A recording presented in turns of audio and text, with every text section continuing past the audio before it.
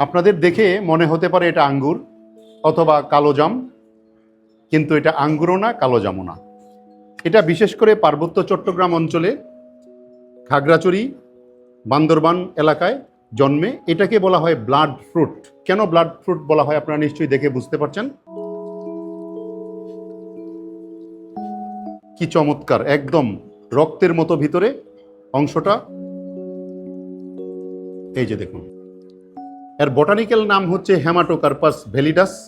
দেখুন এই যে হেমাটোকার্পাস, হেমা মানে হচ্ছে ব্লাড, কার্পাস মানে ফ্রুট। এই জেনাসের নামকরণটা এভাবেই করা হয়েছে, হেমাটোকার্পাস ভ্যালিডাস। এটা ব্লাড ফ্রুট নামেও পরিচিত।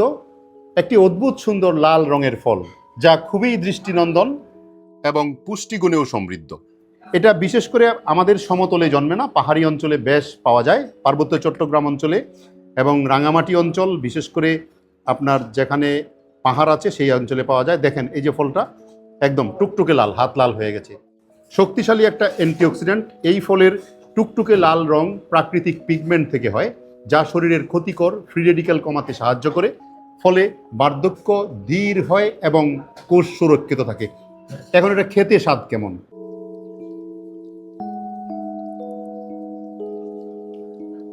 Really fantastic. রক্তের জন্য বেশ উপকারী, ঠিক তার নামের মতোই, রক্তফল।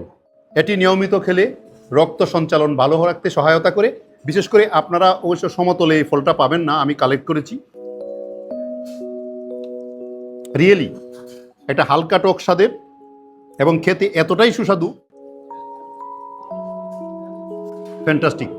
রোগ প্রতিরোধ ক্ষমতা বৃদ্ধি করে, ভিটামিন ও খনিজ উপাদান সমৃদ্ধ, তাই এটি শরীরের ইমিউন সিস্টেমকে শক্তিশালী করতে সাহায্য করে।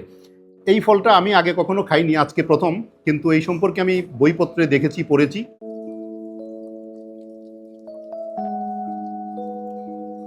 এর টেস্টটা আসলে আপনাদেরকে বোঝানো সম্ভব না। রিয়েলি এত স্বাদের এবং টকটা খুব কম এবং খুবই মাইন্ড ব্লোয়িং। ফ্লেভারটাও চমৎকার। প্রচুর পরিমাণে অ্যান্টিঅক্সিডেন্ট আছে, শক্তি যোগায়। প্রাকৃতিক শর্করা থাকার কারণে এটি দ্রুত শক্তি দেয়, বিশেষ করে ক্লান্তি দূর করতে বেশ উপকারী।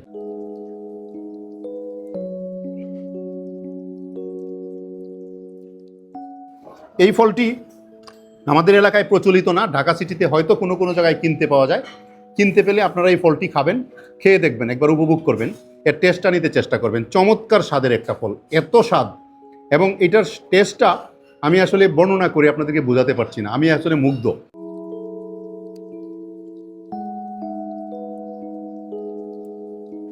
এই যে কয়টা ফল দেখছেন এখানে, প্রত্যেকটা ফলের বীজ আমি সংগ্রহ করব, এটা প্রপাগেশন করতে চেষ্টা করব, দেখি পারা যায় কিনা।